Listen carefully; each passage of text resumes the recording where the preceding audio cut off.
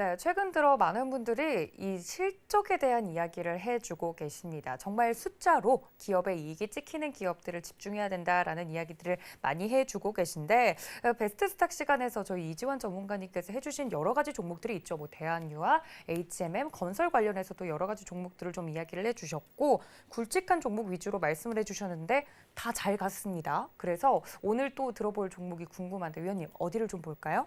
예, 오늘은 경기 회복 관련된 종목들, 섹터들 위주로 집중적으로 말씀을 드리고 있는데요.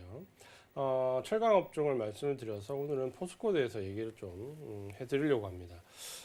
포스코가 상당히 주가 흐름이 양호하다가 최근에 암초가 몇 번 나왔습니다. 그러니까 그 암초 중에 사실 이제 예상하기 힘든 암초인데 하나는 경영진과 관련되어 있는 부분, 그러니까 경영진의 도덕성과 관련된 부분이 하나 이슈가 되었고 또 한 가지는 장중에 블록딜이 일부 나왔습니다. 아마 이 블록딜이 이제 공시가 필요 없는 블록딜이었던 것 같은데 공시가 되지 않으면서 이 블록딜 이후에 단기적인 주가 충격 그리고 경영진의 도덕성 관련된 부분 이 두 가지가 나오면서 주가가 한번 출렁거렸는데요.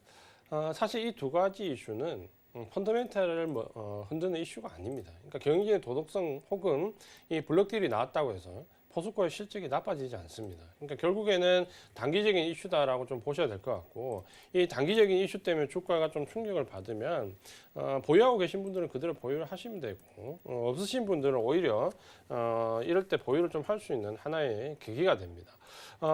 이전에 제가 연초에 원래 작년 말에 현대제철을 좀 강하게 말씀을 드렸고 주가 흐름이 굉장히 좋았는데 이후에 현대제철이 수소 테마와 전기차 테마에 엮이면서 같이 운송 장비 쪽으로 포커스가 옮겨가면서 이 철강 산업 자체에 대한 상승 탄력이 좀 줄어들었습니다. 그러면서 올해는 다시 포스코에 좀 주목을 해보자라는 말씀을 좀 드렸는데 포스코는 지금 현재 두 가지의 큰 이슈가 있습니다. 하나는 일단 실적입니다. 지금 제가 계속해서 강조를 드리지만 올해는 실적이 좋지 않으면 아무리 좋은 섹터에 있다 하더라도 소용이 없다.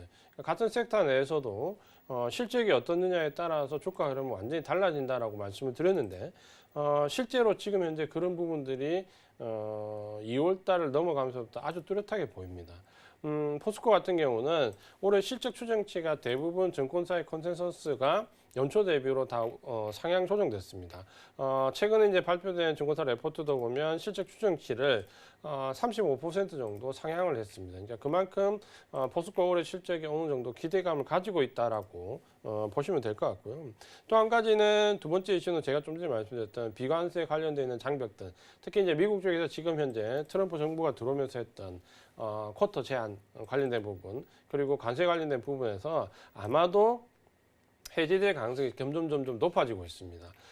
특히 이 쿼터 제한이 포스코 같은 경우는 상당히 문제가 됐는데 이전에 수출 물량에서 이 쿼터 제한이 들어오면서 점점 수출 대미 수출 물량이 어느 정도 줄어들면서 지금은 30-40% 정도 이상 물량이 줄었습니다.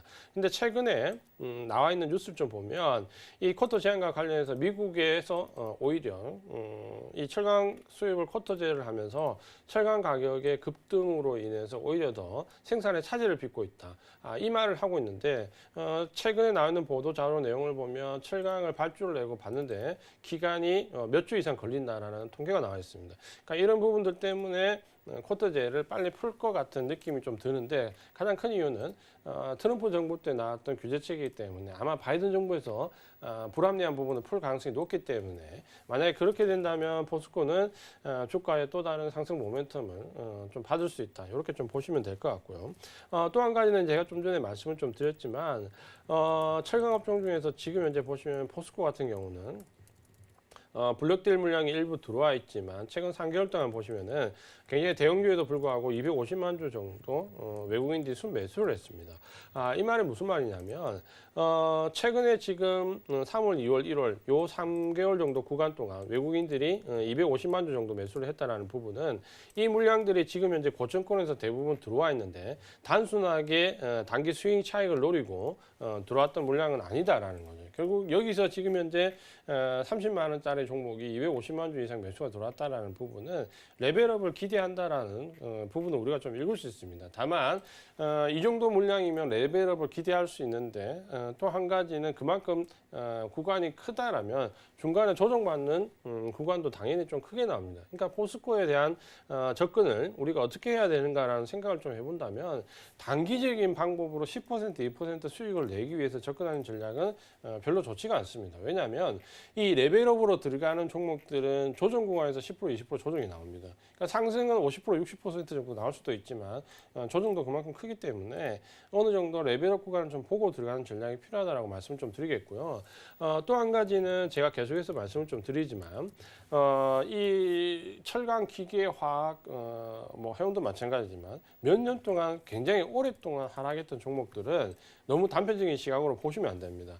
포스코를 차트 좀 기술적인 부분 조금 보시면은 이전에 고점을 형성했던 시기 이후에 계속해서 우하향을 했고 거래량이 줄어들면서 최근에 이제 거래량이 늘어나면서 손바뀜이 굉장히 활발하게 나오는데 오히려 코로나19와 관련되어 있는 급락이 이 종목은 저점을 형성했다 이렇게 좀 말씀을 드릴 수 있습니다.